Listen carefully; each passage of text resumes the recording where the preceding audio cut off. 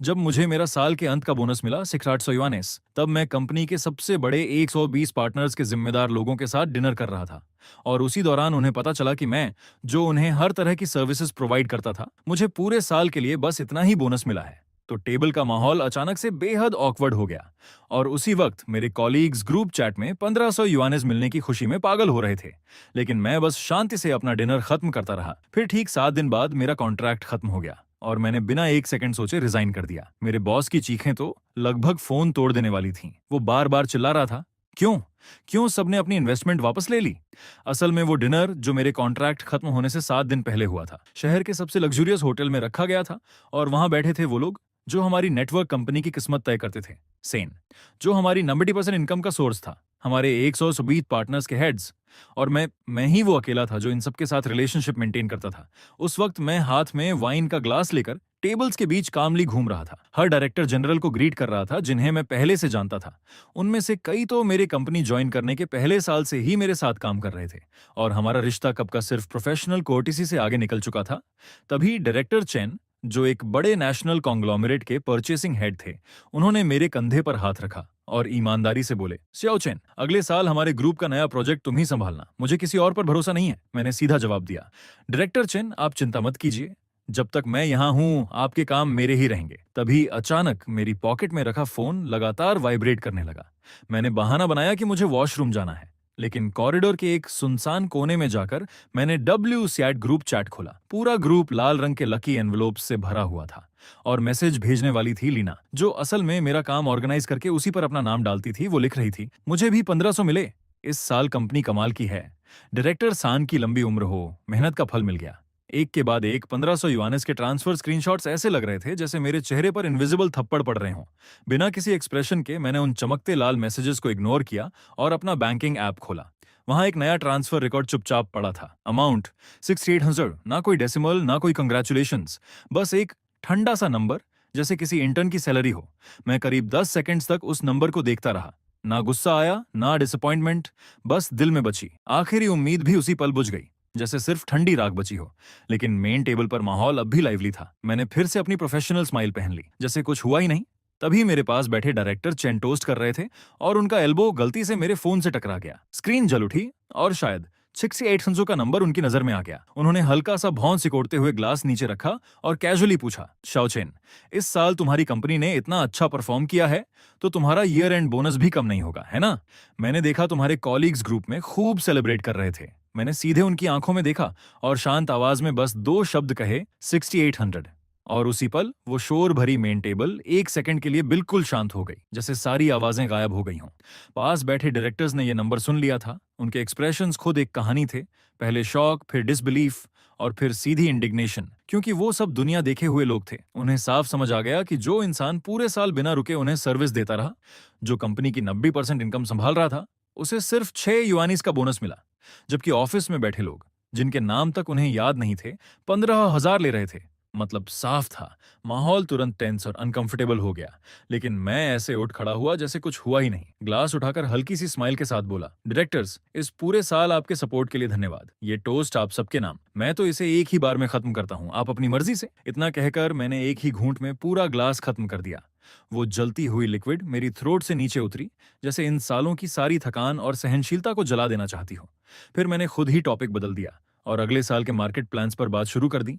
अपने प्रोफेशनलिज्म से मैंने उस डिनर को फिर से नॉर्मल करने की कोशिश की, लेकिन क्लाइंट्स अब बार बार एक दूसरे की तरफ देख रहे थे। उनकी नजरों में कोई सिंपैथी नहीं थी, बल्कि एक अजीब सा डिटर्मिनेशन था। डिनर अचानक ही खत्म हो गया और मेहमान एक एक करके जाने लगे और आखिर में डायरेक्टर चेन सबसे आखिरी में बाहर निकले। जब वो मेरे पास से गुजर रहे थे तो अचानक रुक गए। उनकी आंखें, जो न जाने कितने लोगों को देख चुकी थीं, सीधे मेरी आंखों में गहराई से देखने लगीं और फिर उन्होंने धीमी आवाज में कहा, जो सिर्फ मैं ही सुन सकता था, स्याओ चेन, तुम्हारे साथ गलत हुआ है। ये जगह तुम्हारे एक भी ख्याल के लायक नहीं है। जब चाहो मुझसे कांटेक्ट करना। ये सुनकर मेरे सीने में हल्की सी गर्माहट उठी और मैंने गंभीरता से सिर हिलाया। धन्यवाद डायरेक्टर चेन।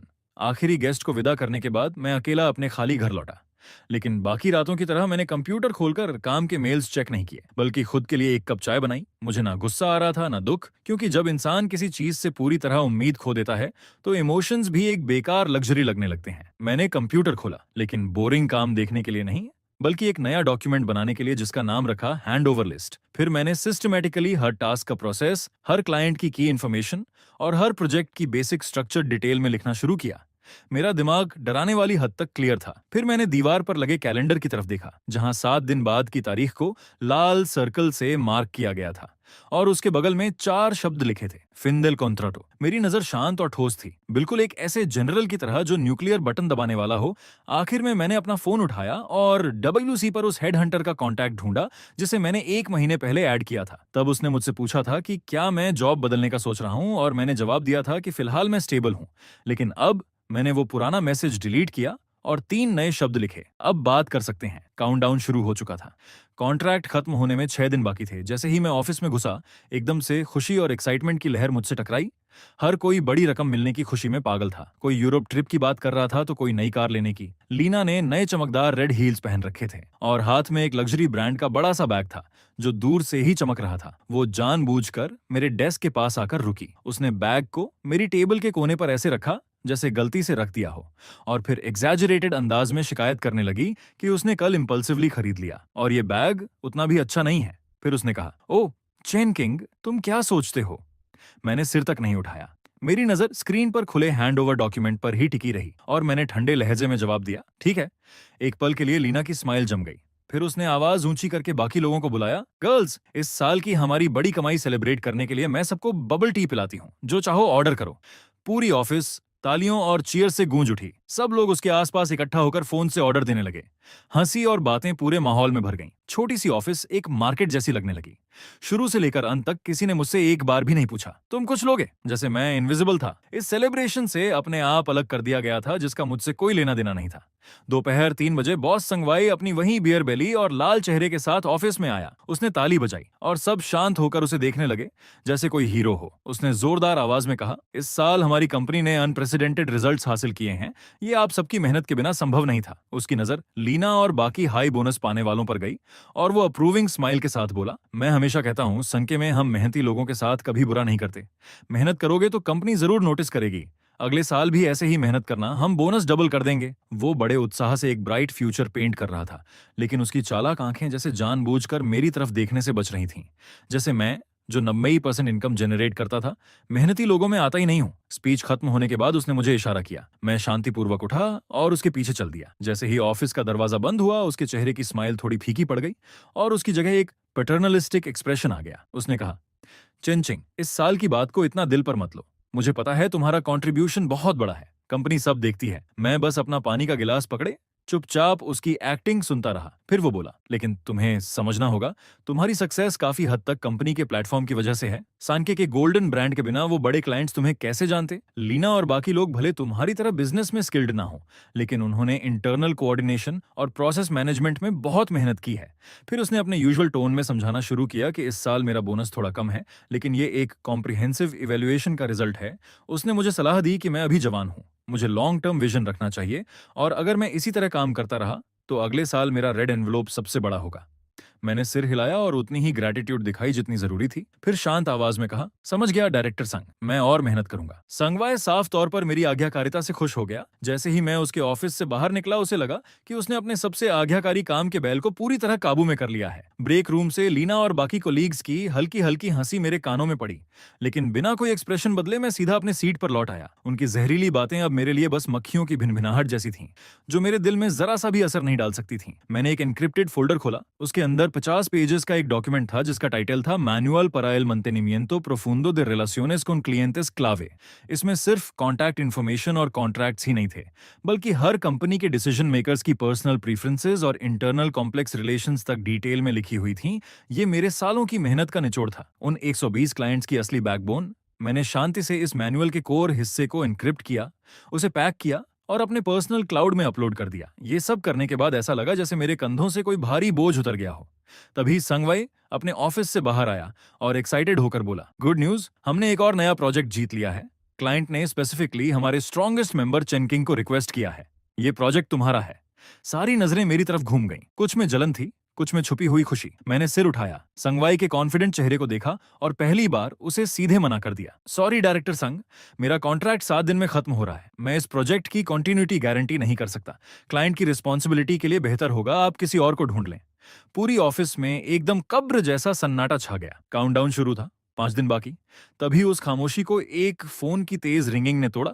ये कंपनी का सबसे बड़ा और पुराना क्लाइंट था। वॉशिंग ग्रुप का सिस्टम अचानक क्रैश हो गया था, जिससे उनकी पूरी प्रोडक्शन लाइन रुक गई थी।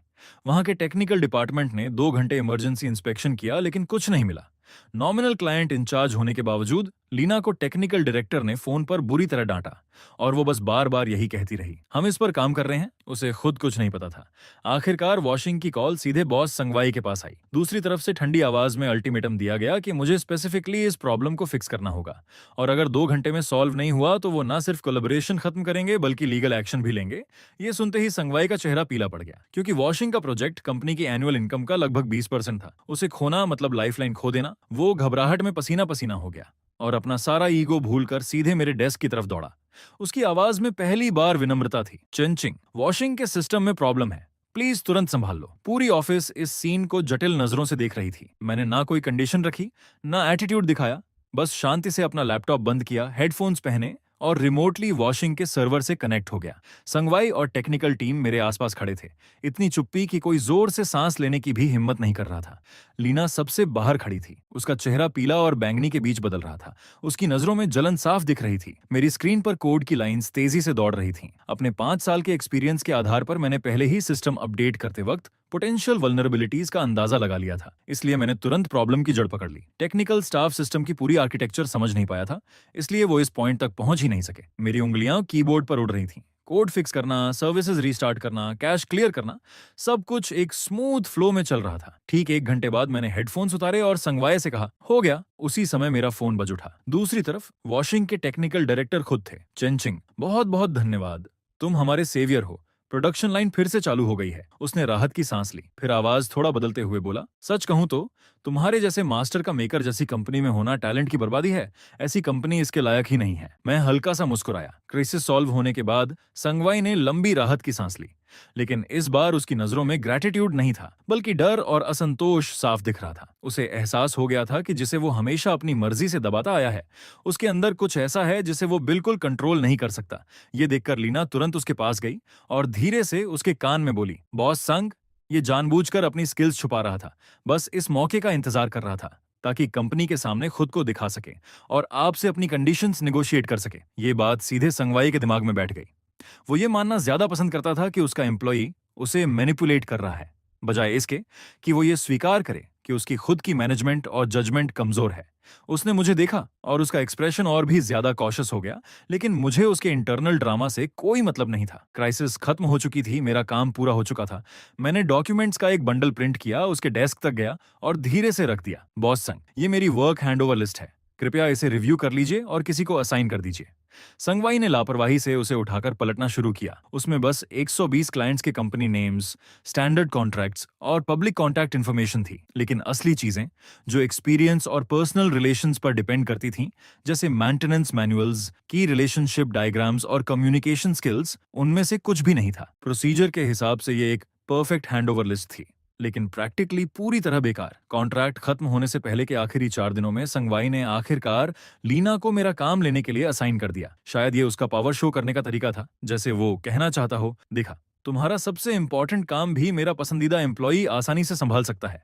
लीना उस सूखी लिस्ट को ऐसे पकड़े हुए थी जैसे कोई सीक्रेट डिक्री हो। वो घमंड से मेरे सामने बैठ गई और बोली, चेन किंग, एक एक करके एक्सप्लेन करो, हर क्लाइंट की स्पेशल प्रेफरेंसेस क्या हैं, उन्हें क्या सुनना पसंद है, उनके क्या टैबूज हैं, सब क्लियरली बताना होगा। उसका टोन ऐसा था जैसे वो कोई काम नहीं ले रही, बल्कि किसी क्रिमिनल से पूछताछ कर रही हो। मैंने लिस्ट खोली, पहले क्लाइंट पर इशारा किया और कहा, washing group, purchasing director Chennai यानुआ, फोन नंबर 39 ये कंपनी की पब्लिक इन्फॉर्मेशन है। कॉन्ट्रैक्ट टर्म्स यहाँ हैं, स्पेशल रिक्वायरमेंट्स अपेंडिक्स 3 में स्टैंडर्ड तरीके से एक्सप्लेन है। वो तुरंत बीच में टोकते हुए बोली, रुको, ये सब कौन सुनना चाहता है? मुझे वो जानना है जो डॉक्यूमेंट्स में नहीं है, जैसे मिस्टर चेन को कौन सा टी पसंद है, उनके साथ खाने जाते वक्त किन बातों का ध्यान रखना है। मैंने सिर उठाया, उसकी तरफ शांति से देखा और कहा, मेरे हैंडओवर का कंटेंट सिर्फ स्टैंडर्डाइज्ड इन्फॉर्मेशन तक सीमित है जो कंपनी की प्रॉपर्टी है और लिस्ट में रिकॉर्डेड है। मिस्टर चेन के साथ मेरी पर्सनल रिलेशनशिप और मेरी एक्यूमुलेटेड कम्युनिकेशन एक्सपीरियंस मेरी पर्सनल एसेट है, ये मेरे हैंड ओवर ऑब्लिगेशंस में नहीं आता। ये सुनकर लीना गुस्से से लाल हो गई।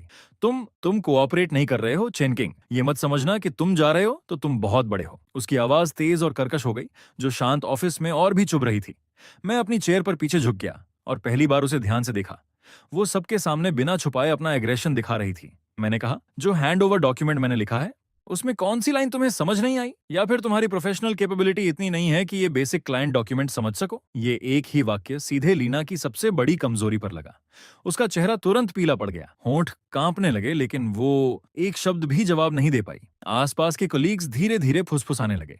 कुछ लोग लीना को देखकर अंदर ही अंदर खुश हो रहे थे, जैसे उसे पहली बार कोई टक्कर मिली हो, जबकि कुछ लोग मुझे एरोगेंट समझ रहे थे कि मैं जाने से पहले इतना बोल्ड होकर फेवरेट एम्प्लॉय को सबके सामने चैलेंज कर रहा हूं। सिचुएशन हाथ से निकलती देख संगवाई को अपने ऑफिस से बाहर आना पड़ा। उसने कहा, ठीक है, हम सब कोलीग्स हैं, शांति से बात करो। फिर गला साफ करके कॉन्डिसेंडिंग टोन में बोला, चिंचिंग, थोड़ा जेनरस बनो।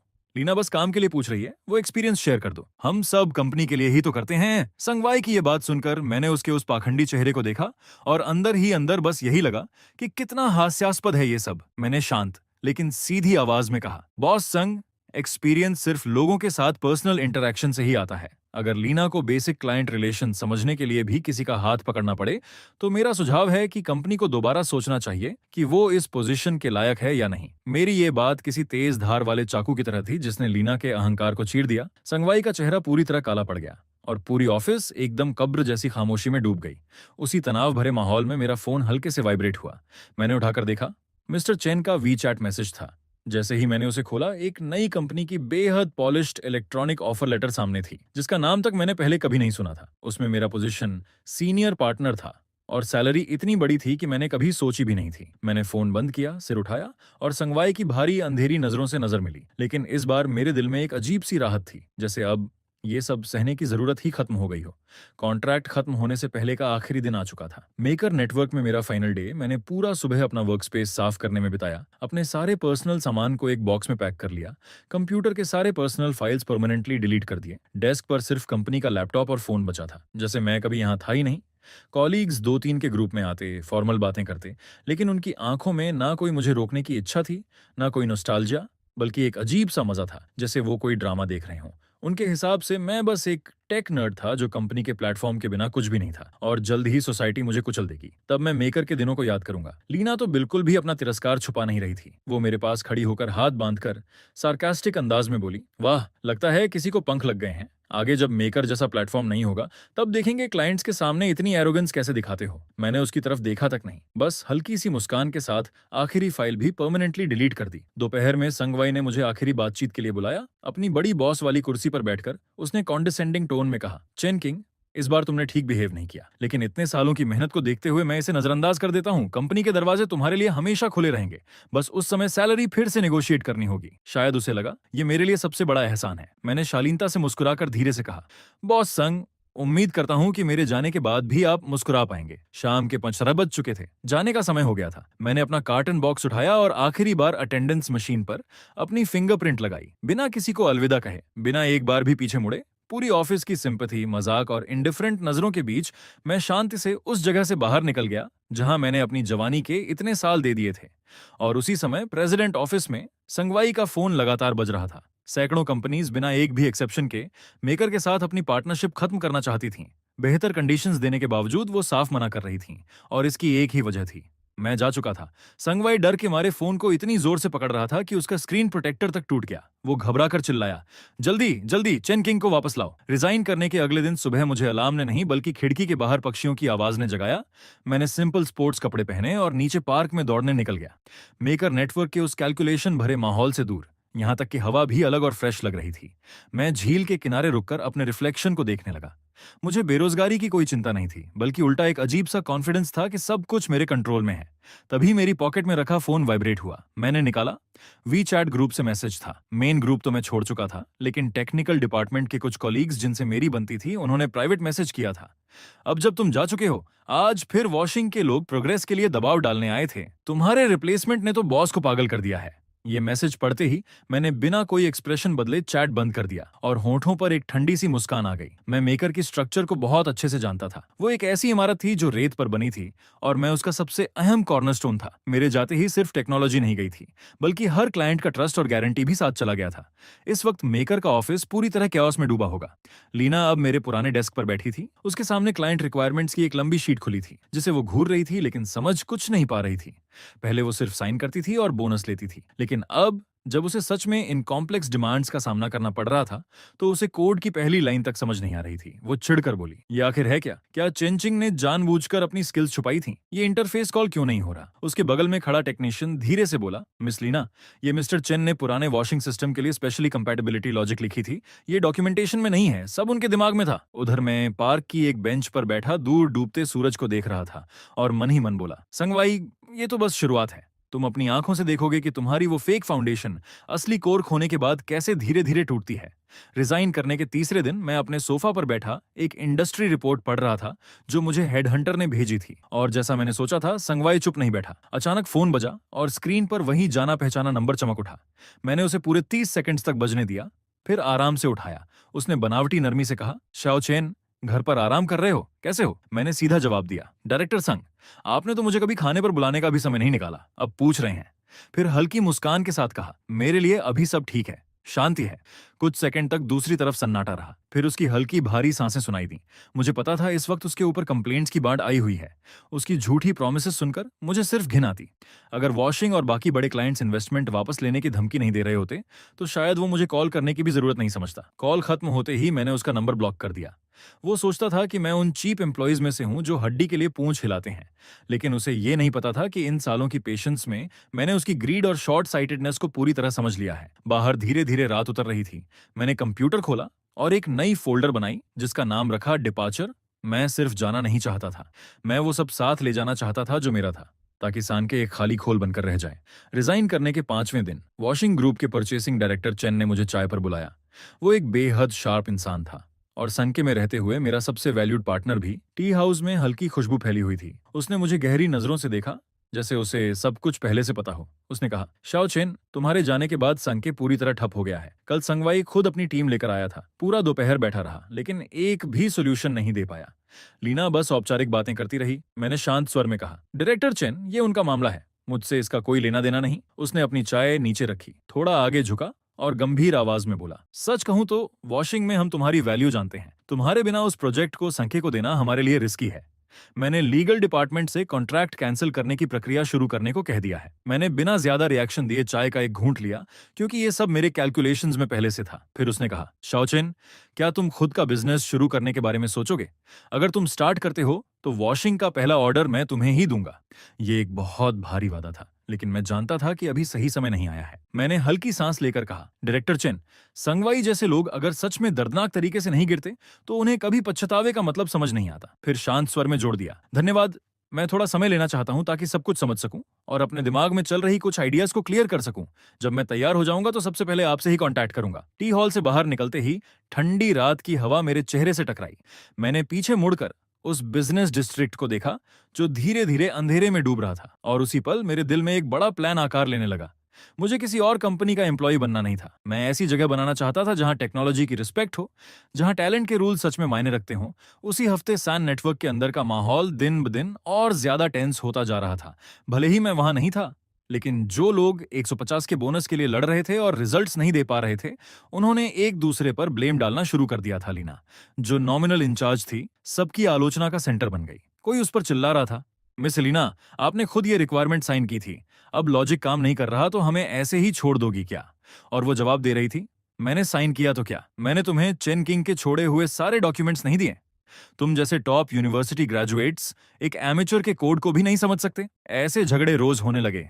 संगवाई अपने ऑफिस में छुपा बैठा था, बाहर निकलने की हिम्मत तक नहीं कर रहा था। शुरुआत में उसे लगा था कि लीना को प्रमोट करके सिचुएशन स्टेबल हो जाएगी, लेकिन हुआ उल्टा। उसके पावर गेम्स के अलावा उसके पास टेक्निकल क्राइसिस संभालने की कोई एबिलिटी ही नहीं थी। उसी समय संगवाई अपने डेस्क पर पड़े वकीलों के सख्त लेटर्स को घूर रहा था। वॉशिंग कॉन्ट्रैक्ट कैंसिल करना चाहता था और 2 बड़े पार्टनर्स भी पीछे हटने की सोच रहे थे। सालों से बनाई उसकी रेपुटेशन मेरे जाने के बाद तेजी से गिर रही थी। वो गुस्से में लीना पर चिल्लाया, तुमने नहीं कहा था कि चेन किंग के जाने के बाद सब ठीक हो जाएगा? अब बताओ इस गड्ढे को कैसे भरोगी? लीना सिर झुकाकर खड़ी थी। उसके चेहरे पर अब उसका पुराना घमंड कहीं नहीं था। उसे समझ आ गया था कि जिसे वो हमेशा तुच्छ समझती थी वही असल में उसका आखिरी सहारा था। उसने धीरे से कहा, डायरेक्टर सांग, क्यों ना हम उस पर कमर्शियल सीक्रेट्स चोरी करने का आरोप लगाकर केस करें।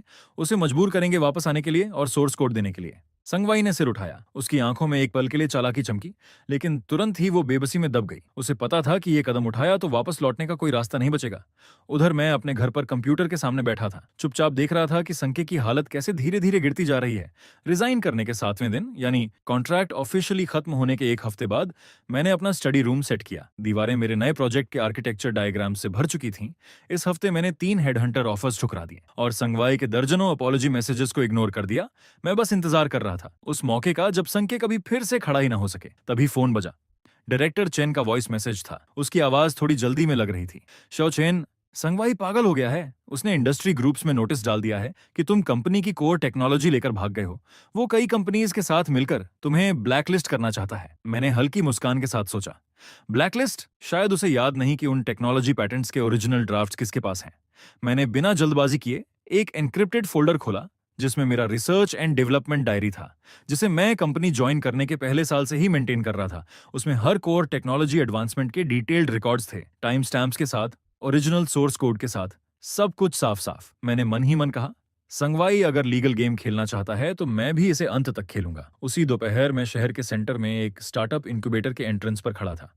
डायरेक्टर चेन ने मेरे लिए ये स्पेस अरेंज करवा दिया था। छोटा था लेकिन मेरे पहले कदम के लिए काफी था। मैंने खिड़की के पास खड़े होकर नीचे की भागती दौड़ती सड़क को देखा और धीरे से कहा, आज से ये जगह किंग लैंड टेक्नोलॉजी है। मुझे पहले से पता था कि संगवाई का ये बैन वाला ऑर्डर जल्दी ही मजाक बन जाएगा, क्योंकि जैसे ही वो क्लाइंट्स जो सान की वजह से इतना सफर कर चुके थे मुझे फिर से राइज करते देखेंगे, वो खुद ही सबसे सही फैसला ले लेंगे। उसी समय सेंग नेटवर्क अपने आखिरी उन्माद में डूब रहा था। संगवाई और लीना को लगा था कि उन्होंने मेरी कमजोरी पकड़ ली है, लेकिन उन्हें यह नहीं पता था कि वो खुद एक एक कदम चलकर उस कब्र की तरफ जा रहे हैं जो मैंने पहले ही उनके लिए खोद रखी थी। संगवाई का यह बैन ऑर्डर पूरे इंडस्ट्री में ठंडी हवा की तरह फैल गया। मैं अपने नए किराए के वर्क स्पेस में बैठा फोन पर हेडहंटर एजेंसीज के अपॉलॉजी मैसेजेस देख रहा था, लेकिन मुझे कोई खास फर्क नहीं पड़ रहा था। उनके शब्द नरम थे लेकिन मैसेज साफ था। संगवाई ने इंडस्ट्री एसोसिएशन से बात कर ली थी। जो भी मेरे साथ कॉन्ट्रैक्ट साइन करेगा उसे संके को सपोर्ट करने वाली बड़ी कंपनियों का सामना करना पड़ेगा।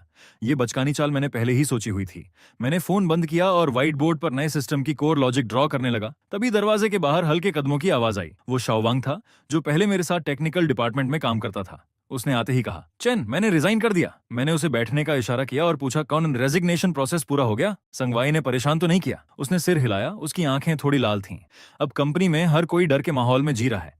लीना अपनी जिम्मेदारी से बचने के लिए दिन भर ये चेक करती रहती है कि किसका तुमसे प्राइवेट कॉन्टैक्ट है, और बॉस ने हमें मजबूर किया कि हम उस एनक्रिप्टेड लॉजिक को क्रैक करें, वरना पूरी टीम का बोनस काट देंगे। मैं अब और सहन नहीं कर सकता था। चेन, अगर तुम्हें लोगों की जरूरत है तो मैं तुम्हारे साथ काम करना चाहता हूँ, बिना सैलरी के भी। उसकी बात सुनकर मेरे दिल में एक गर्माहट सी दौड़ गई। संगवाई को लगा था कि वो अपनी पावर से मेरे सारे रास्ते बंद कर देगा, लेकिन वो ये भूल गया कि इंसानों के दिल कभी धमकियों से नहीं खरीदे जा सकते। मैंने शांत होकर कहा, सैलरी होगी और पहले से ज्यादा होगी, लेकिन उससे पहले हमें इस फेक बैन ऑर्डर से निपटना होगा। मैंने कंप्यूटर ऑन किया और उस प्रोफेशनल टेक्निकल फोरम में लॉगिन किया जहां मैं काफी समय से एक्टिव नहीं था। वहां मैं सिर्फ चेनकिंग नहीं था, बल्कि इंडस्ट्री का एक जाना माना नाम था जिसके हजारों फॉलोअर्स थे। अगर संगवाई मुझे बदनाम करना चाहता था तो मैं उसे दिखाने वाला था कि असली काउंटर अटैक क्या होता है। रिजाइन के 10वें दिन मुझे लीना का अनएक्सपेक्टेड कॉल आया। उसकी आवाज अजीब तरह से नरम थी। वो मिलना चाहती थी और कह रही थी कि कंपनी की तरफ से माफी मांगना चाहती है। मुझे पता था ये ट्रैप है, फिर भी मैं गया, क्योंकि मैं देखना चाहता था कि इस बार संगवाई कौन सा नया खेल खेलने वाला है। रेस्टोरेंट के प्राइवेट रूम में लीना बहुत सजी धजी थी और टेबल महंगे खाने से भरी हुई थी। जैसे ही मैं अंदर गया वो करीब आई और मेरा हाथ पकड़ने लगी। चेन किंग, पहले मैं ही चीजों को समझ नहीं पाई, तुम दिल पर मत लेना। डायरेक्टर सांग ने कहा है कि अगर तुम सिस्टम का टेक्निकल ऑथराइजेशन प्लान दे दो तो रुकी हुई कोलैबोरेशन तुरंत वापस शुरू हो जाएगी और कंपनी तुम्हें एक्स्ट्रा कंसल्टेंसी फी भी देगी। मैंने उसे सीधा देखा और कहा, लीना, क्या तुम खुद अपनी बातों पर यकीन करती हो? ये कोड मेरी इंटेलेक्चुअल प्रॉपर्टी है, ये कॉन्ट्रैक्ट में साफ लिखा था। उसकी स्माइल थोड़ी खींच गई और उसकी आंखों में अचानक गहरी चालाकी आ गई। उसने अपने बैग से एक रिकॉर्डर निकाला और जोर से टेबल पर पटका। चेन किंग, जिद मत करो। डायरेक्टर सांग ने एक्सपर्ट से बात कर ली है। अगर तुम आज नहीं माने तो हम तुम पर यह आरोप लगाएंगे कि तुमने रिजाइन करने से पहले जानबूझकर सिस्टम में वायरस डाला था। इस रिकॉर्डर में तुम्हारी कन्फेशन है। उसकी ये कॉन्फिडेंस देखकर मुझे हंसी आ गई। शायद उसे ये नहीं पता था कि मैं कमरे में घुसते ही अपना phone real time cloud recording पर डाल चुका हूं। मैंने शांत होकर कहा, अच्छा है, क्योंकि मैं भी चाहता हूं कि जज ये सुने कि तुम मुझे मेरी इंटेलेक्चुअल प्रॉपर्टी छोड़ने के लिए मजबूर कर रही हो। मैं बिना खाना देखे उठ गया। पीछे लीना गुस्से में चिल्ला रही थी, लेकिन मैं पहले ही सोच रहा था कि इस धमकी को कैसे यूज करके संके को एक बड़ा लीगल झटका दूं। उसी दौरान मुझे एक और बड़ी खबर मिली। संके सिटी स्मार्ट प्रोजेक्ट के टेंडर के लिए तैयारी कर रहा था। ये उनका आखिरी सहारा था। इस कॉन्ट्रैक्ट को जीतने के लिए संगवाई ने सब कुछ दांव पर लगा दिया था। यहां तक कि उसने मेरे पुराने रिसर्च अचीवमेंट्स को भी प्रपोजल में शामिल कर लिया। शाओवांग मेरे सामने बैठा टेंशन में बोला, चेन, अगर वो बस तुम्हारे प्लान को थोड़ा बदलकर अपना बनाकर पेश कर दें तो हम क्या करेंगे? हमारी कोई रेपुटेशन नहीं है, अपनी इनोसेंस साबित करना मुश्किल होगा। शाओवांग की बात सुनकर मैंने बिना घबराए जवाब दिया, चिंता मत करो, उस प्लान में मैंने सिर्फ लॉजिक नहीं छोड़ी थी। मैंने बेस आर्किटेक्चर में एक लॉजिकल ट्रैप सेट किया था जो सिर्फ मैं एक्टिवेट कर सकता हूं, और जैसे ही सिस्टम एक खास ऑपरेशन लेवल पार करेगा, बिना मेरे ऑथराइजेशन सर्टिफिकेट की पूरी इंटरफेस खुद ब खुद कॉपीराइट डिक्लेरेशन दिखाएगी। संगवाई को लगा था कि सोर्स कोड मिलते ही वो चैन से सो पाएगा। उसे ये नहीं पता था कि वहीं उसकी बर्बादी की शुरुआत है। प्रिलिमिनरी प्रेजेंटेशन वाले दिन मैं एक दूसरी कोलैबोरेटिंग कंपनी के टेक्निकल एडवाइजर के तौर पर चुपचाप आखिरी रो में बैठा था। सामने पोडियम पर संगवाई पूरे घमंड के साथ खड़ा था और नीचे लीना जोर जोर से ताली बजा रही थी। वो गर्व से बोल रहा था, ये सांके का इंडिपेंडेंटली डेवलप्ड कोर इंजन है, इसकी स्टेबिलिटी इंडस्ट्री लीडिंग है। और जैसे ही उसने स्ट्रेस टेस्ट का बटन दबाया, स्मूथली चल रहा सिस्टम अचानक अटक गया और अगले ही पल बड़ी स्क्रीन पर एक विशाल पॉपअप चमका। इस कोर आर्किटेक्चर के कॉपीराइट चेन किंग के पास है, बिना ऑथराइजेशन इसका उपयोग इलीगल इन्फ्रिंजमेंट है। पूरा हॉल केओस में बदल गया। संगवाई का चेहरा लाल से सफेद और फिर हरे रंग में बदल गया। वो पागलों की तरह कीबोर्ड दबा रहा था, लेकिन सिस्टम पूरी तरह लॉक हो चुका था। अंधेरे में बैठा मैं उसकी उस बेबस हालत को देख रहा था और शांतिपूर्वक अपना लैपटॉप बंद कर दिया। टेंडर स्कैंडल के बाद सांके की रेपुटेशन जमीन पर आ गई। छोटे पार्टनर्स जो अब तक वेट कर रहे थे, उन्होंने कॉन्ट्रैक्ट टर्मिनेट करने के लेटर्स भेजने शुरू कर दिए। मैंने सुना संगवाई ने अपने ऑफिस में चीजें तोड़ दी और गुस्से में लीना को थप्पड़ तक मार दिया। अब संके सिर्फ पैसे नहीं खो रहा था, वो अंदर से टूट चुका था। टेक्निकल डिपार्टमेंट के लोग मास रिजाइन करने लगे और संगवाई की सैलरी डबल करने की ऑफर भी उन्हें रोक नहीं पाई। उसी शाम जब मैं एक नया कॉन्ट्रैक्ट फाइनलाइज करके बाहर निकला तो ऑफिस के बाहर मुझे कुछ जाने पहचाने चेहरे दिखे। ये सांके के वही की इंजीनियर्स थे जिन्हें लीना ने पहले मैनिपुलेट करने की कोशिश की थी। उन्होंने सीधे कहा, चेन, हम तुम्हारे साथ जुड़ना चाहते हैं। पहले हम संगवाई के बोनस के लालच में अंधे हो गए थे। मैंने शांत होकर कहा, यहाँ टैलेंट का हमेशा स्वागत है, लेकिन रूल्स साफ हैं। यहाँ टेक्नोलॉजी पहले है, चापलूसी की कोई जगह नहीं। मैंने उनके हायरिंग प्रोसेस शुरू कर दिए। मुझे पता था ये सिर्फ कुछ लोगों को हायर करना नहीं है, ये सांके की जड़ों को उखाड़ना है। अब सांगवाई के पास कुछ पुराने सर्वर्स के अलावा कुछ नहीं बचा था। रात में डायरेक्टर चेन का कॉल आया। उसकी आवाज में एक्साइटमेंट थी। शाओ चेन, शानदार काम, हर तरफ से दबाव पड़ रहा है, कीमतें नीचे आ रही हैं, लगता है वो खत्म हो चुका है। मैंने शांत स्वर में कहा, ये वही है जो उसे मिलना चाहिए था। डायरेक्टर चेन, हमारा प्रोजेक्ट अब ऑफिशियली शुरू किया जा सकता है। कॉल खत्म करके मैंने खिड़की से बाहर चमकती रोशनी को देखा। मेरा समय तेजी से आ रहा था और वहीं दूसरी तरफ संगवाई के लिए अंत की घंटियां बज चुकी थीं। संगीत वर्क अब सच में एक खाली खोल बन चुका था। पहले जो ऑफिस शोर से भरा रहता था, अब वीरान पड़ा था। चारों तरफ बिखराव था। संगवाई खुद को ऑफिस में बंद करके बैठा था और किसी से नहीं मिल रहा था। लीना भी गायब हो गई थी। सुना वो कंपनी का आखिरी कैश लेकर विदेश भाग गई। लेकिन संगवाई जैसे लोग पूरी तरह खत्म होने से पहले आखिरी बार पागलपन में वार जरूर करते हैं। उस रात मैं पार्किंग में अपनी कार खड़ी करके ऊपर जाने ही वाला था कि अचानक एक परछाई अंधेरे से बाहर आई। हल्की रोशनी में मैंने उस विकृत चेहरे को पहचाना। वो संगवाई था। उसके हाथ में एक नाइफ था और आंखों में पागलपन। वो चिल्लाया, चेन किंग, तुमने मुझे इस हालत में क्यों धकेला? मैंने तुम्हें पैसा दिया, शेयर्स दिए, फिर भी तुम मुझे क्यों नहीं छोड़ते? मैंने शांत नजरों से उसकी तरफ देखा और कहा, संगवाई, तुमने खुद संके को तब खत्म कर दिया था जब तुमने साल के अंत का बोनस काटा और लोगों की लॉयल्टी से खेला। तुम्हारा अंत उसी दिन तय हो गया था। मैं एक कदम भी पीछे नहीं हटा, क्योंकि मुझे पता था डर दिखाना उसे और खतरनाक बना देगा। वो चीखा, अब मेरे पास कुछ नहीं बचा। अगर मैं गिरा तो तुम्हें भी साथ लेकर गिरूंगा। और अचानक मुझ पर झपटा। मैंने साइड होकर उसका वार बचाया और उसकी कलाई पकड़ ली। सालों की जिम हैबिट काम आई। मैंने जोर से ट्विस्ट किया और नाइफ उसके हाथ से गिर गया। तभी पार्किंग के एंट्रेंस से पुलिस सायरन गूंज उठी, क्योंकि मैं हमेशा अपने फोन में इमरजेंसी अलर्ट सिस्टम एक्टिवेट रखता था। मैंने देखा कि संगवाई पुलिस के हाथों जमीन पर दबा हुआ किसी जंगली जानवर की तरह चीख रहा था और मैं शांत खड़ा उसे देखता रहा। फिर धीरे से कहा, संगवाई, तुम्हें सबसे ज्यादा पछतावा इस बात का नहीं होना चाहिए कि तुमने मुझे साल का बोनस नहीं दिया, बल्कि इस बात का होना चाहिए कि तुमने कभी किसी का सच में सम्मान ही नहीं किया। पुलिस की गाड़ी धीरे धीरे दूर चली गई। मैंने जमीन से अपनी चाबियां उठाई और बिना पीछे देखे एलिवेटर में चला गया। तूफान खत्म हो चुका था और कल वो दिन था जब किंग लनिए आधिकारिक तौर पर अपना नाम बदलकर किंगलन ग्रुप बनने वाला था। संगवाई की गिरफ्तारी के अगले दिन मैं फिर उसी जगह लौटा जो कभी मेरी थी, लेकिन इस बार मैं एम्प्लॉय नहीं बल्कि क्रेडिटर और पोटेंशियल बायर बनकर आया था। ऑफिस बिखरा हुआ था जैसे किसी तूफान ने उसे तबाह कर दिया हो। फर्श पर डॉक्यूमेंट्स फैले हुए थे। जो डिपार्टमेंट हेड्स पहले घमंडी थे, अब चुपचाप बैठे थे। उनकी नजरें खाली थीं। मैं चुपचाप संगवाई के ऑफिस में गया। वही बड़ा सा महोगनी डेस्क अब भी वहां था, बस उसका मालिक अब कैदी बन चुका था। कुछ कोर्ट ऑफिशियल्स अकाउंटिंग बुक्स को सील कर रहे थे। डायरेक्टर चेन ने मुझसे पूछा, प्रारंभिक हिसाब के अनुसार संके का कर्ज उसके एसेट से बहुत ज्यादा है, क्या तुम वाकई इस मैस को लेना चाहते हो? मैंने शांत स्वर में कहा, मुझे सिर्फ सर्वर्स के यूसेज राइट्स और मेन पैटेंट्स की ओनरशिप चाहिए। बाकी डेट संगवाई का पर्सनल मामला है। मैं मुड़ा तो देखा कुछ पुराने एम्प्लॉयज दरवाजे के पीछे से झांक रहे थे। उनमें वही लोग भी थे जो मेरे बोनस कटने पर मुझ पर हंसे थे। अब उनकी आंखों में एक तरह की विनती थी। मैंने बिना भाव बदले कहा, जो रहना चाहता है शाह से मिलकर नया इंटरव्यू दे। किंगलानी में चापलूसी से बोनस लेने का दौर खत्म हो चुका है। उनके चेहरों पर शर्म और राहत का अजीब मिश्रण था, लेकिन मुझे कोई खास संतोष नहीं हुआ। ये दुनिया ऐसी ही है, जब तुम्हारे पास वैल्यू नहीं होती तो डिग्निटी भी लग्जरी बन जाती है। मैं खिड़की के पास गया और नीचे भागती सड़क को देखने लगा। संके का साइन जल्द ही हटाया जाएगा, लेकिन ये तो बस शुरुआत थी। संगवाई के छोड़े हुए इस मलबे में मुझे एक ऐसा सीक्रेट मिला जिसकी मुझे उम्मीद नहीं थी। लीना जो डेटा लेकर भागी थी वो मेरी सोच से कहीं ज्यादा जटिल था। सर्वर्स का कंट्रोल लेने के बाद मैं और शौवंग लगातार 2 रात जागे। तब जाकर हमें पता चला कि लीना सिर्फ कैश ही नहीं ले गई थी, उसने एडमिन अथॉरिटी का इस्तेमाल करके कंपनी की बैकअप डेटाबेस को भी फॉर्मेट करवा दिया था। और इससे भी बुरा, वो एक अधूरा मिलिट्री ग्रेड इंक्रिप्शन प्रोटोकॉल का ड्राफ्ट भी ले गई थी। शौवंग घबराकर बोला, चैन, ये ड्राफ्ट तो तुमने ही लिखा था। अगर लीना इसे कॉम्पिटिटर को बेच दे और हम पर कॉपीराइट इन्फ्रिंजमेंट का केस कर दे तो हम बच नहीं पाएंगे। मैंने उसे बैठने का इशारा किया और कहा, लीना बहुत दूर नहीं जाएगी। उस एन्क्रिप्शन प्रोटोकॉल को मेरे अलावा कोई पूरी तरह डिक्रिप्ट नहीं कर सकता। उसके पास जो यूएसबी है वो बस एक हॉट पोटैटो है। मैं स्क्रीन पर ब्लिंक करते कोड को घूरता रहा और लीना के अगले कदम का अंदाजा लगाता रहा। मुझे पता था उसके जैसे घमंडी इंसान गुमनामी में नहीं जी सकते। तभी मेरे इनबॉक्स में एक अनोनिमस मेल आया। अटैचमेंट में एक फॉरेन कैसीनो की फोटो थी। उसमें लीना अब भी अपने फ्लैशी अंदाज में बैठी थी, लेकिन उसके सामने बैठा आदमी देखकर मेरी भौं सिकुड़ गई।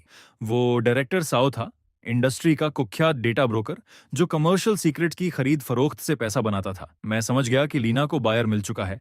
एक तरफ संगवाई जेल में सड़ रहा था और दूसरी तरफ लीना बाहर अपने बॉस को धोखा देकर फायदा उठा रही थी। सच में दोनों एक जैसे थे। मैंने तुरंत पुलिस को कॉल नहीं किया क्योंकि मुझे पता था कि डायरेक्टर साओ जैसा चालाक आदमी असली वैल्यू देखे बिना पैसा नहीं देगा। मैंने उसे एक छोटा सा मैसेज भेजा, उसमें बैकडोर है, अगर जीना चाहते हो तो उसे मत छुओ। अब मैं इंतजार करने वाला था कि वो खुद मेरे पास आए, क्योंकि ये सिर्फ डेटा वापस लेने का मामला नहीं था, ये इस पूरे इंडस्ट्री की इस गंदगी को जड़ से खत्म करने का मौका था। दूसरे ही दिन जब मेरा मैसेज पहुंचा, डायरेक्टर साओ शांत नहीं बैठ पाया और उसने मुझे नदी किनारे एक प्राइवेट क्लब में बुलाया। खास तौर पर कहा कि मैं अकेला आऊं। तय समय पर मैं वहां पहुंचा तो कमरा धुएं से भरा हुआ था। सामने डायरेक्टर साओ मैत्रेया बुद्धा की मूर्ति की तरह मुस्कुरा रहा था और उसके बगल में बैठी लीना का चेहरा थोड़ा पीला पड़ा हुआ था। उसने कहा, डायरेक्टर चेन, आपके बारे में बहुत सुना है। आजकल के युवा वाकई कमाल है।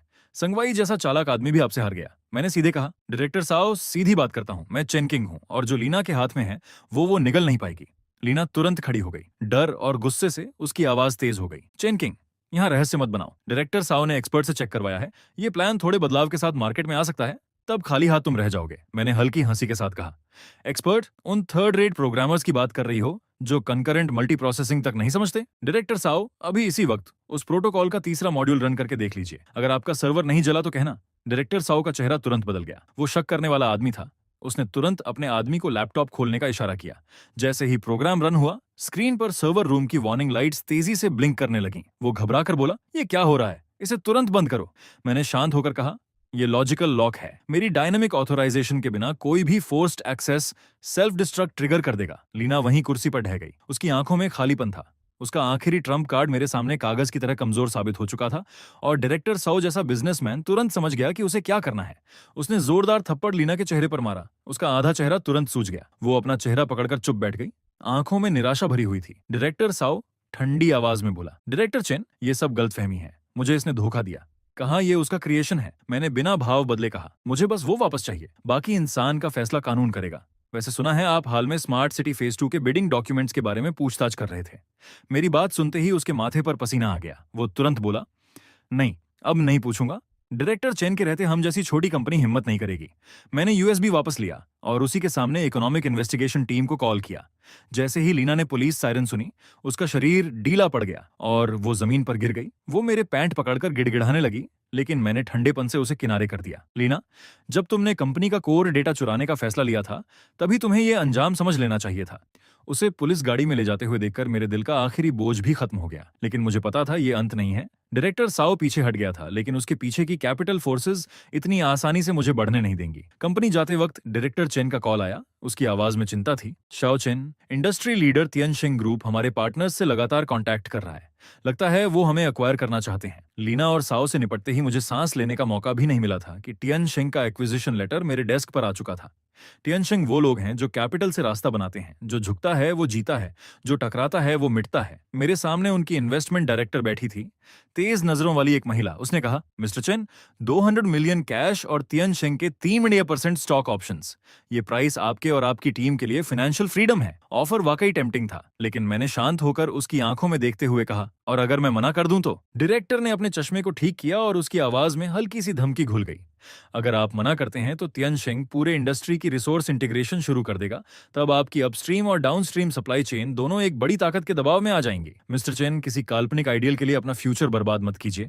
मैं उस लेटर ऑफ इंटेंट को देखते हुए अंदर ही अंदर ठंडा सा हंसा। ये लहजा कितना जाना पहचाना था, बिल्कुल वैसा ही जैसा संगवाई मुझे धमकाते वक्त इस्तेमाल करता था। बस फर्क इतना था कि तियनशिंग के पास ज्यादा पैसा था, ज्यादा कॉन्फिडेंस था, लेकिन मुझे चेनकिंग को डराना कभी आसान नहीं रहा।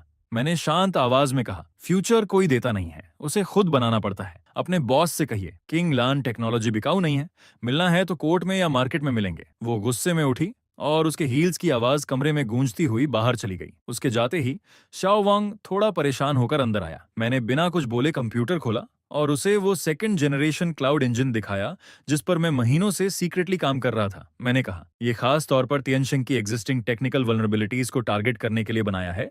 अगर वो टेक्निकल ट्रिक से मुझे ब्लॉक करने की कोशिश करेंगे तो मैं उन्हें दिखाऊंगा असली टेक्नोलॉजिकल रेवोल्यूशन क्या होती है।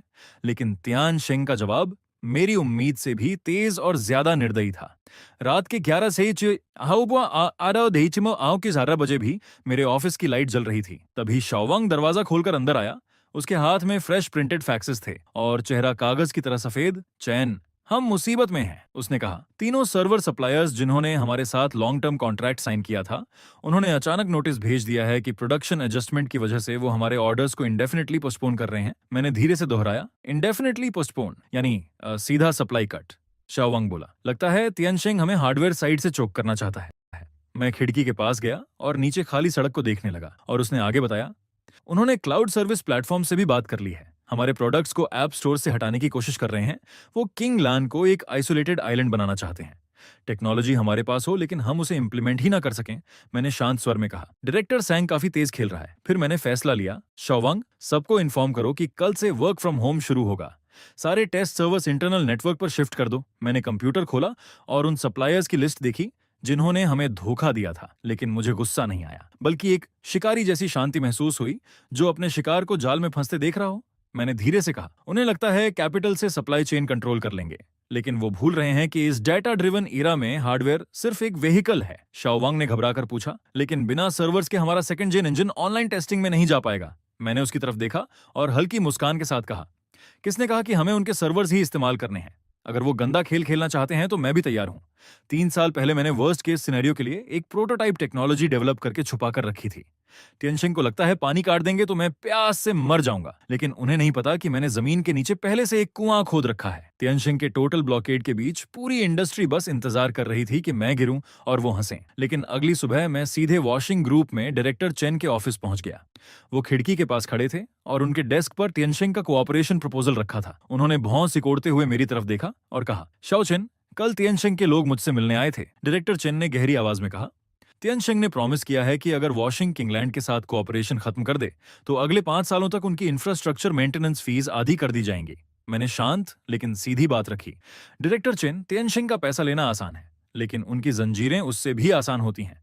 पहनना, एक बार आपका सिस्टम पूरी तरह उनकी क्लाउड में इंटीग्रेट हो गया तो भविष्य में कीमत बढ़े या ना बढ़े, ये फैसला आपका नहीं रहेगा। वो मुड़े और सीधे मेरी आंखों में देखने लगे। वो सिर्फ बिजनेसमैन नहीं थे, बल्कि लॉन्ग टर्म विजन वाले स्ट्रैटेजिस्ट थे।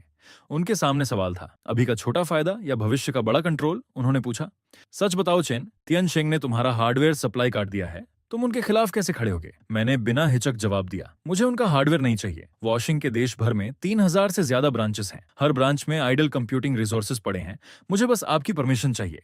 मैं इन सबको जोड़कर एक ऐसी डिस्ट्रीब्यूटेड कंप्यूटिंग नेटवर्क बना दूंगा जो तियनशिंग से भी ज्यादा पावरफुल होगी। उनकी आंखों में चमक आ गई। उन्हें तुरंत समझ आ गया कि इसका मतलब सिर्फ कॉस्ट सेविंग नहीं, बल्कि जायंट से पूरी इंडिपेंडेंस है। उन्होंने जोर से टेबल पर हाथ मारा और तियनशिंग का प्रपोजल फाड़ दिया। ठीक है, इस बार मैं तुम पर दांव लगाता हूं। वॉशिंग के सारे नेटवर्क नोड्स तुम्हारे लिए ओपन हैं। बिल्डिंग से बाहर निकलते ही मैंने लंबी सांस ली। टियनशिंग को लगा था कि उन्होंने पूरा समंदर रोक दिया है, लेकिन उन्हें नहीं पता था कि मैंने छोटे छोटे स्ट्रीम्स को जोड़कर अपना खुद का रास्ता बना लिया है। जैसे ही हमारा ये सीक्रेट अग्रीमेंट हुआ, टियनशिंग ने पब्लिक ओपिनियन फ्रंट पर अटैक शुरू कर दिया। अचानक इंटरनेट पर आर्टिकल्स की बाढ़ आ गई जो किंग लान टेक्नोलॉजी को बदनाम कर रहे थे। कहा जा रहा था कि हमारे सिस्टम में सीरियस सिक्योरिटी फ्लॉज हैं। यहां तक कि यह भी इंसिनुएट किया गया कि हम यूजर डेटा इलीगली कलेक्ट करते हैं। शाओवंग घबराकर बोला, चेन, ये सब झूठ है। हमारा कोड ऑडिटेड और ओपन सोर्स है। हम डेटा कैसे कलेक्ट कर सकते हैं? मैंने शांत होकर कहा, उन्हें सच की जरूरत नहीं, बस डाउट पैदा करना है। और एक बार ये डाउट क्लाइंट्स के दिमाग में बैठ गया तो हमारा प्रोडक्ट पुश करना मुश्किल हो जाएगा। मैं उन तथाकथित एक्सपर्ट्स के एनालिसिस देख रहा था जो हमारी टेक्नोलॉजी को डिस्टॉर्ट कर रहे थे। कुछ क्लाइंट्स जो पहले रेडी थे वो भी पीछे हटने लगे। मैंने हल्की मुस्कान के साथ कहा, तियनशिंग की मोरल ब्रेकिंग स्ट्रेटजी वाकई कमाल की है, लेकिन अगर वो ओपिनियन वॉर खेलना चाहते हैं तो हम भी खेलेंगे। मैंने शाओवांग से कहा, ग्लोबल टॉप हैकर कंपटीशन की ऑफिशियल साइट पर हमारे सेकंड जेन इंजन का full security test report publish करो और अनाउंस करो। जो भी किंगलैंड का फायरवॉल ब्रीच करेगा उसे $1 मिलियन रिवॉर्ड मिलेगा। ये सिर्फ रूमर्स का जवाब नहीं था, बल्कि सबसे मजबूत पब्लिसिटी थी। जैसे ही ये न्यूज बाहर गई, पूरा टेक वर्ल्ड हिल गया। तियनशिंग के हायर्ड ट्रोल्स तुरंत गायब हो गए, क्योंकि एब्सोल्यूट टेक्नोलॉजी के सामने अफवाहें खुद ही मर जाती हैं। लेकिन जहां सबकी नजर इस कंपटीशन पर थी, मैं एक और चीज ऑब्जर्व कर रहा था। तियनशिंग के कोर प्रोडक्ट्स की यूजर लॉस रेट। मैंने जो कंपैटिबिलिटी पैच उनके सिस्टम में इनडायरेक्टली इन्फ्लुएंस करने के लिए डिजाइन किया था, उसने उनके इंटरनल सिस्टम को अनस्टेबल कर दिया था। आधे महीने के ब्लॉकेड के बाद भी तियनशिंग हमें क्रश नहीं कर पाया, बल्कि खुद ही रिसोर्सेज ओवरयूज करके स्लो डाउन का शिकार हो गया।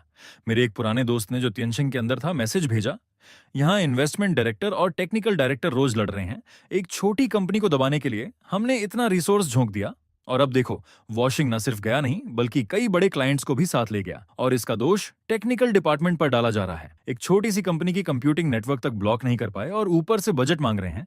ये अंदर की लड़ाई वही रिजल्ट था जो मैं चाहता था, क्योंकि जायंट्स को सबसे ज्यादा डर बाहरी दुश्मन से नहीं, बल्कि अंदर से टूटने से लगता है। मैं कंप्यूटर के सामने बैठा तियनशिंग के स्टॉक्स की गिरती हुई ग्राफ देख रहा था और उसी के साथ सही वक्त कैलकुलेट कर रहा था। मैंने शाओवांग से पूछा, तैयार हो? आज रात 8 बजे हमारा सेकंड जेन इंजन वॉशिंग की कंप्यूटिंग नेटवर्क पर ग्लोबल पब्लिक बेटा में लॉन्च होने वाला था। ये एक बहुत बड़ा गैम्बल था। अगर हम सफल हुए तो किंगलैंड टेक्नोलॉजी जायंट्स का मोनोपोली तोड़ देगा, और अगर फेल हुए तो तियनशिंग का बदला और भी खतरनाक होगा। ठीक 8 बजे मैंने एंटर दबाया और स्क्रीन पर काउंटलेस लाइट पॉइंट्स जल उठे। पूरे देश में फैले वॉशिंग के नोड्स एक साथ एक्टिवेट हो गए। एक ऐसी कंप्यूटिंग पावर का तूफान बन गया जो पहाड़ हिला सकता था। मैंने धीरे से कहा, दुनिया को बता दो, अब गेम के रूल्स बदलने वाले हैं। उसी पल तियनशिंग के हेडक्वार्टर्स में सन्नाटा छा गया। उन्हें एहसास हुआ कि जिस डिफेंस सिस्टम पर उन्हें घमंड था, वो किंग लान की नई आर्किटेक्चर के सामने कागज जैसा कमजोर है। 3 दिन बाद जब बेटा पूरी तरह सफल रहा, तो इंडस्ट्री का रुख पूरी तरह बदल गया। जो सप्लायर्स मुझे अवॉइड करते थे, वो अब लाइन लगाकर मिलने को तैयार थे। लेकिन मैं ऑफिस में नहीं था, मैं एक प्राइवेट कॉकटेल इवेंट में था, जहां सिर्फ इंडस्ट्री के बड़े लोग मौजूद थे। तियनशिंग का चेयरमैन खुद आया था। उसकी आंखों में अब एरोगेंस नहीं, बल्कि रिस्पेक्ट और हल्की बेचैनी थी। उसने कहा, यंग चेन, नई जनरेशन वाकई पुरानी को पीछे छोड़ रही है। हमसे गलती हुई कि हमने तुम्हारी वैल्यू नहीं पहचानी। क्यों ना हम बैठकर बात करें? Deep strategic cooperation. मैंने शांत होकर कहा, कोऑपरेशन पॉसिबल है, लेकिन पहले तियनशिंग पब्लिकली अपोलोजाइज करेगा और किंगलैंड टेक्नोलॉजी को ब्रांड डैमेज के लिए कॉम्पेंसेट करेगा। उसकी जॉ टाइट हो गई। उसके लिए ये खुद को सबके सामने थप्पड़ मारने जैसा था। लेकिन उसने आसपास खड़े पार्टनर्स को देखा और समझ गया कि अब उसके पास कोई बार्गेनिंग पावर नहीं बची। मैंने कैजुअली जोड़ दिया, आप मना भी कर सकते हैं, लेकिन सुना है आपके कई की टेक्निकल स्टाफ हमारी नई आर्किटेक्चर में काफी इंटरेस्टेड हैं और रिज्यूमे भेज चुके हैं। ये सीधा उसकी जड़ों पर वार था। मैं सिर्फ उसके क्लाइंट्स नहीं, बल्कि उसकी फाउंडेशन भी खींच रहा था। मैंने वाइन का घूंट लिया और मन ही मन समझ गया कि ये जीत बस शुरुआत है। ये गेम अब और बड़े लेवल पर जाने वाला है। तियनशिंग का झुकना टेम्पोरेरी था, और मुझे साफ महसूस हो रहा था कि अंधेरे में कोई और बड़ी ताकत किंगलैंड टेक्नोलॉजी पर नजर गड़ाए बैठी है। पार्टी से बाहर निकलते ही ठंडी हवा चेहरे से टकराई।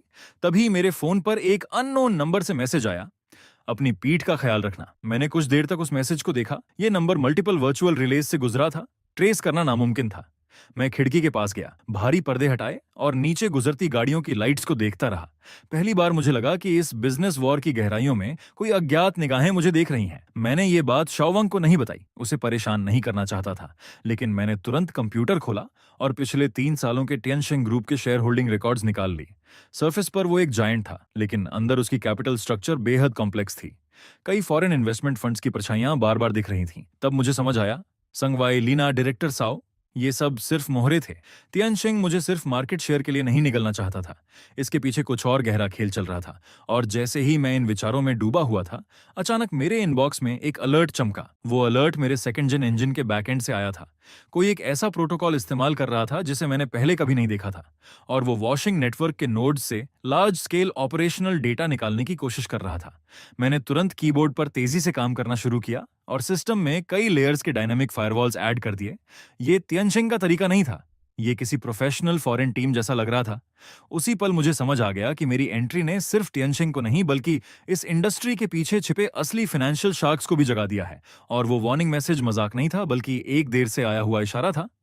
अगली सुबह तियानशिंग का ऑफिशियल अपॉलॉजी लेटर इंडस्ट्री के बड़े पोर्टल्स की हेडलाइंस पर था। लैंग्वेज बेहद सिंसियर थी। उन्होंने सारा ब्लेम कुछ सीनियर एग्जीक्यूटिव्स पर डाल दिया और साथ ही टेंस ऑफ मिलियंस की कॉम्पेंसेशन सीधे किंगलैंड टेक्नोलॉजी के अकाउंट में ट्रांसफर कर दी। शाओवांग एक्साइटेड होकर बोला, चेन जल्दी देखो, हमें ड्रैगन स्लेयर कहां जा रहा है। इस बार तियानशिंग सच में गिर गया। मैंने शांत स्वर में कहा, शाओवांग, जायंट्स को कभी अंडर एस्टिमेट मत करो। अगर वो झुकते हैं तो सिर्फ सांस लेने के लिए। और जैसे ही इंडस्ट्री किंगलैंड की तारीफों में डूबी हुई थी, मुझे एक अजीब इनविटेशन मिला। ऑरोरा कैपिटल नाम की एक फॉरेन ऑर्गेनाइजेशन ने मुझे फ्यूचर कंप्यूटिंग स्टैंडर्ड्स पर प्राइवेट मीटिंग के लिए बुलाया था। मैंने थोड़ा बैकग्राउंड चेक किया तो पाया कि इसके पीछे की ताकतें बेहद गहरी हैं। कई मल्टीनेशनल जायंट्स के पीछे भी इनकी शैडो दिखाई देती हैं। तभी मुझे एहसास हुआ कि शायद वही लोग इस खेल के असली खिलाड़ी हैं, और वही वार्निंग भी उसी सर्कल से आई होगी। मैंने शाओवांग से कहा, हैंग का फ्लाइट बुक करो, क्योंकि ओपोनेंट ने स्टेज तैयार कर दी थी और अगर मैं नहीं गया तो ये डर जैसा लगेगा। जाने से पहले मैं डिटेंशन सेंटर गया। मैं संगवाई से मिलना चाहता था, वो इंसान जिसने मुझे 800 न्यून में खत्म करने की कोशिश की थी। शायद अब वही मुझे सच्चाई बता सकता था। मोटे बुलेट प्रूफ ग्लास के उस पार मैंने उसे देखा। वो प्रिजनर यूनिफॉर्म में था, दुबला और टूटा हुआ। उसकी आंखों में अब पहले वाली चालाकी नहीं थी, बस ठहरा हुआ सन्नाटा था। मुझे देखकर वो हल्का सा मुस्कुराया और बोला, चेन किंग, आखिर तुम आ ही गए, मुझे इस हालत में देखने या वो सवाल पूछने। मैंने शांत होकर कहा, तुम क्या सोचते हो, संगवाई तियानशिंग तो बस शुरुआत था, असली लोग कौन है। वो कुछ देर चुप रहा। उसकी उंगलियां मेज पर हल्के से टैपिंग कर रही थीं। फिर वो झुककर माइक के पास आया और धीमी आवाज में बोला, जैसे किसी टाबू का डर हो, मुझे नहीं पता वो कौन है, बस इतना जानता हूं कि खुद को प्यूरिफायर्स कहते हैं, वो पैसा देते हैं, रिसोर्सेज देते हैं, लेकिन एक ही मकसद से, जो भी टेक्नोलॉजी उनके कंट्रोल में नहीं आती उसे पूरी तरह खत्म कर देना। ये सुनकर मेरे दिल में एक अजीब सा दबाव आया। उसकी बात भले ही अजीब थी, लेकिन उसकी आंखों में डर असली था। उसने आगे कहा, चेन किंग, भाग जाओ, जितने बड़े बनोगे उतनी उनकी नजर तुम पर होगी। लाइना भागी नहीं है, वो अपनी रिवॉर्ड लेने गई है, और ऑर्डर्स लेने भी। डिटेंशन सेंटर से बाहर निकलते वक्त तेज धूप आंखों में चुभ रही थी। संगवाई की बातें मेरे दिमाग में गूंज रही थीं। ये सिर्फ बिजनेस वॉर नहीं रहा था, ये सर्वाइवल का खेल बन चुका था।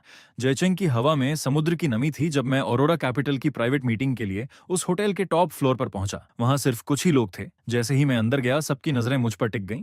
बीच में एक ब्लॉन्ड, ब्लू आइड आदमी बैठा था और उसने बेहद फ्लुएंट चाइनीज में कहा, मिस्टर चेन, आपका सेकंड जिन इंजन शानदार है, लेकिन इतनी एडवांस टेक्नोलॉजी किसी प्राइवेट कंपनी के हाथ में नहीं होनी चाहिए। मैंने बिना झिझक पूछा, तो फिर किसके हाथ में होनी चाहिए? उसने सीधा जवाब दिया, ऑरोरा कैपिटल, और मेरे सामने एक फाइल सरका दी। ये एक्विजिशन नहीं बल्कि टेक्नोलॉजी कस्टडी अग्रीमेंट था, जिसमें साफ लिखा था कि किंगलैंड को अपना कोर सोर्स कोड ऑरोरा की डेजिग्नेटेड क्लाउड में अपलोड करना होगा, और उसके बाद ग्लोबल प्रमोशन और सिक्योरिटी कंट्रोल सब उनके हाथ में होगा। मैंने अंदर ही अंदर सोचा, ये सीधा सीधा रॉबरी है। तभी साइड डोर खुला और अंदर आई लीना, एलिगेंट सूट में, आंखों में जीत की चमक। उसने कहा, चेन किंग, ज्यादा स्मार्ट बनने की कोशिश मत करो। ऑरोरा कैपिटल तुम्हें वो दे सकता है जो तियानशिंग कभी नहीं दे पाया। अगर साइन नहीं किया तो कल किंगलैंड ग्लोबली सैंक्शन हो जाएगा, नेशनल डेटा सिक्योरिटी के नाम पर। मैंने उसे देखा, लेकिन गुस्सा नहीं आया, बल्कि राहत मिली। अब असली दुश्मन सामने था। मैंने तुरंत मना नहीं किया, बस कहा कि सोचकर बताऊंगा, और टेरेस पर चला गया। हेई चेंग की रात चमक रही थी, लेकिन मुझे पता था इन लाइट्स के नीचे मेरे खिलाफ काउंटलेस अटैक ऑर्डर्स ऑलरेडी जारी हो चुके होंगे। मैंने फोन निकाला और डायरेक्टर चेन को कॉल किया। डायरेक्टर चेन, प्लान एडवांस करना पड़ेगा, ऑरोरा कैपिटल ने मूव कर दिया है। उसने गंभीर आवाज में पूछा, शाओचेन, क्या तुम पक्के हो? एक बार शुरू किया तो वापसी नहीं होगी, मैंने ठंडे स्वर में कहा। धीरे धीरे दम घुटने से बेहतर है कि पूरा बोर्ड ही पलट दें। कॉल खत्म करके मैंने फोन में कम्प्लेक्स कमांड चेन डालनी शुरू की। ये वही ट्रोजन था जो मैंने ऑरोरा के लिए तैयार किया था। वो सोर्स कोड चाहते थे, तो मैं उन्हें ऐसा परफेक्ट गिफ्ट देने वाला था जो बाहर से फ्लॉलेस दिखे, लेकिन अंदर से उनकी पूरी ग्लोबल कंप्यूटिंग नेटवर्क को क्रिपल कर दे। तभी लीना पीछे आकर खड़ी हो गई। उसके हील्स की आवाज टेरेस में गूंज रही थी। उसने पूछा, सोच लिया? ये तुम्हारा आखिरी मौका है। मैंने उसकी तरफ देखे बिना कहा, हाँ सोच लिया। अपने नए बॉस से कहना किंगलैंड की चीजें वो ले नहीं सकते, और अगर ले भी लें तो पचा नहीं पाएंगे।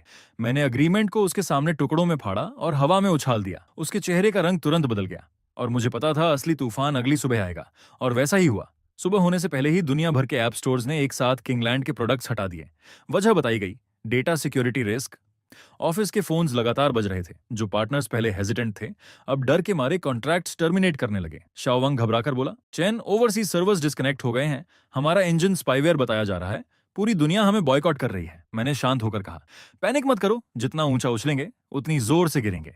शाओवांग, प्लान अमानिसेर एक्टिवेट करो। Open source audit report global tech alliance को भेजो। मैं कंसोल के सामने बैठा था। स्क्रीन पर हर जगह रेड अलर्ट्स ब्लिंक कर रहे थे। लीना मीडिया में सामने आकर मुझे एक्यूज कर रही थी कि मैंने टेक्नोलॉजी चुराई है। उसकी एक्टिंग इतनी कन्विंसिंग थी कि कई लोग उस पर यकीन कर रहे थे, लेकिन उसे ये नहीं पता था कि एब्सोल्यूट टेक्नोलॉजी के सामने झूठ बुलबुले की तरह फूट जाते हैं। मैंने आखिरी कमांड एग्जीक्यूट की। ऑरोरा कैपिटल के सिस्टम में जो मॉनिटरिंग पॉइंट मैंने छुपाकर डाला था, वो एक्टिवेट हो गया। वो मेरे कोड को डिसेक्ट करने में लगे होंगे, लेकिन उन्हें अंदाजा नहीं था कि मैं उन्हें अंदर से देख रहा हूं। मैंने आखिरी कमांड टाइप की और वो मॉनिटरिंग पॉइंट एक्टिवेट हो गया जो मैंने ऑरोरा कैपिटल के अंदर छुपाया था। वो मेरे सोर्स कोड के पीछे भाग रहे थे, लेकिन असल में वो उसी चीज को खोल रहे थे जो मैंने जानबूझकर उनके लिए छोड़ी थी। सुबह की पहली किरण ऑफिस की खिड़की से अंदर आई और मुझे समझ आ गया, अब काउंटर अटैक का समय आ चुका है। ये लड़ाई सिर्फ किंगलैंड के लिए नहीं थी, बल्कि ये साबित करने के लिए थी कि टेक्नोलॉजी किसी हेजेमोनिक कैपिटलिज्म का खिलौना नहीं बन सकती। उधर ऑरोरा कैपिटल के लैब में एलीट हैकर्स जश्न मना रहे थे। उन्हें लगा उन्होंने मेरा फायरवॉल तोड़ दिया है और सेकंड जेन इंजन का कोर एल्गोरिदम हासिल कर लिया है। लीना उनके पास खड़ी मुस्कुरा रही थी, जैसे मैं अब उसके सामने घुटनों पर गिरने वाला हूं। वो बोली, चेन किंग अभी भी नाइव है। इस कोड को ग्लोबल फाइनेंशियल पेमेंट सिस्टम में इंटीग्रेट करो। आज से हम कंप्यूटिंग पावर के रूल्स रीराइट करेंगे। जैसे ही उन्होंने मर्ज बटन दबाया, मेरे ऑफिस की स्क्रीन पर अचानक गोल्डन कैरेक्टर्स की तेज बारिश होने लगी। मैंने कॉफी उठाई और धीरे से कहा, काउंटडाउन 3, 2, 1, बूम। अगले ही पल ऑरोरा कैपिटल का पूरा ग्लोबल सिस्टम इन्फिनिट लूप में फंस गया। वो लॉजिकल बॉम्ब जो मैंने कोड में छुपाया था एक्टिवेट हो गया। वो डेटा डिस्ट्रॉय नहीं करता था, बल्कि मिरर की तरह काम करता था। ऑरोरा कैपिटल ने सालों से जो इलीगल प्रॉफिट्स कमाए थे, जो टेक्निकल लूपहोल्स का इस्तेमाल करके मार्केट मैनिपुलेट किया था, वो सारी एविडेंस रियल टाइम में दुनिया के सबसे बड़े मीडिया प्लेटफॉर्म्स पर ब्रॉडकास्ट होने लगी। मैंने शांत होकर कहा, अब इसे कोई नहीं रोक सकता। ये डिसेंट्रलाइज्ड कंप्यूटिंग पावर पर आधारित फोर्स्ड ब्रॉडकास्ट है। जब तक पूरी दुनिया का इंटरनेट बंद नहीं होता, सच फैलता रहेगा। पूरी दुनिया उस स्क्रीन को देखकर सन्न रह गई। जो लोग किंगलैंड को घेर रहे थे, वही अब ऑरोरा कैपिटल के खिलाफ ग्लोबल ट्रायल का हिस्सा बन गए। मल्टीनेशनल इन्वेस्टिगेशन टीम्स तुरंत एक्टिव हो गईं और उनके टॉप एग्जीक्यूटिव्स एक एक करके भागने लगे। लीना, जिसने मुझे 2 बार धोखा दिया था, वो एक भारी सूटकेस लेकर तूफानी बारिश में पोर्ट पर भाग रही थी। मैं पहले से वहां खड़ा उसका इंतजार कर रहा था, हाथ में काला अम्ब्रेला लिए। वो घबराकर बोली, चेन किंग, मुझे जाने दो। मुझे भी मजबूर किया गया था। इस सूटकेस में डॉलर्स हैं, सब तुम्हें दे दूंगी। मैंने उसे शांत नजरों से देखा और कहा, लीना, तुम अब भी नहीं समझी। कुछ चीजें पैसे से नहीं खरीदी जा सकती, जैसे कॉन्शियंस, जैसे वो सेल्फ रिस्पेक्ट जो तुमने खो दी। दूर से पुलिस सायरन्स करीब आ रही थीं। लीना की टांगें जवाब दे गईं और वो कीचड़ में बैठ गई। उसका सूटकेस पलट गया और नोट भीग कर फैल गए। एक अजीब और व्यंग्यात्मक दृश्य बन गया। उसकी आंखों में पहली बार सच्चा डर और पछतावा दिखा। वो बुदबुदाई, अगर उस दिन मैंने बोनस लिस्ट मैनिपुलेट ना की होती। मैंने धीरे से कहा, जिंदगी में अगर जैसा कुछ नहीं होता। जब तुमने 125 के लिए दूसरों की मेहनत कुचली, उसी दिन तुम्हारा अंत लिख दिया गया था। पुलिस उसे लेकर चली गई। मैंने अम्ब्रेला बंद किया और पीछे मुड़कर अपनी गाड़ी की तरफ बढ़ गया। अंदर डायरेक्टर चेन बैठा था। उसने मुझे थम्स अप दिया। महीनों की ये नाइटमेयर आखिर खत्म होने वाली थी। 1 महीने बाद किंगलैंड टेक्नोलॉजी ऑफिशियली किंगलैंड ग्रुप बन गई। जो सप्लायर्स पहले हमें ब्लॉक कर रहे थे, वो अब लाइन लगाकर माफी मांग रहे थे। टियनशिंग ग्रुप खुद अपना कोर बिजनेस छोड़कर कोऑपरेशन की भीख मांग रहा था, और वॉशिंग ग्रुप अब हमारा सबसे मजबूत एलाई बन चुका था। इंडस्ट्री एसोसिएशन ने अपने रूल्स बदल दिए थे। इंटेलेक्चुअल प्रॉपर्टी का रिस्पेक्ट और फेयर कॉम्पेंसेशन अब सबसे ऊपर लिखा गया था। मैं अपनी नई हेडक्वार्टर्स की टॉप फ्लोर पर खड़ा नीचे चीयरिंग करते हजारों एम्प्लॉइज को देख रहा था। लेकिन मेरे दिल में अजीब सी शांति थी। डायरेक्टर चेन मेरे पास खड़े होकर बोले, शाओचेन, तुमने सिर्फ एक बिजनेस वॉर नहीं जीती, तुमने पूरी इंडस्ट्री बदल दी। अब रूल्स तुम तय करते हो। मैंने हल्की मुस्कान के साथ जवाब दिया, मैं बस इतना चाहता हूं कि जो लोग मेहनत करते हैं जैसे मैंने तब की थी, उन्हें उनका सही ईयर एंड बोनस मिले। तभी शाओवांग दौड़ता हुआ आया और एक्साइटमेंट में रिपोर्ट मेरे हाथ में थमा दी। Boss Chen, bonus plan final हो गया है। कंपनी में सबसे कम बोनस भी 1500 से शुरू होगा। मैंने बिना देर किए कहा, बहुत बढ़िया, सबको बता दो। जब तक किंगलैन है, मेहनत करने वालों को कभी धोखा नहीं मिलेगा। धूप ऑफिस में फैल रही थी और मेरी नजर उस दीवार पर टंगी हुई 6 युएन की ट्रांसफर स्क्रीनशॉट पर गई। वही मेरी शुरुआत थी और हमेशा याद दिलाने वाला सच भी।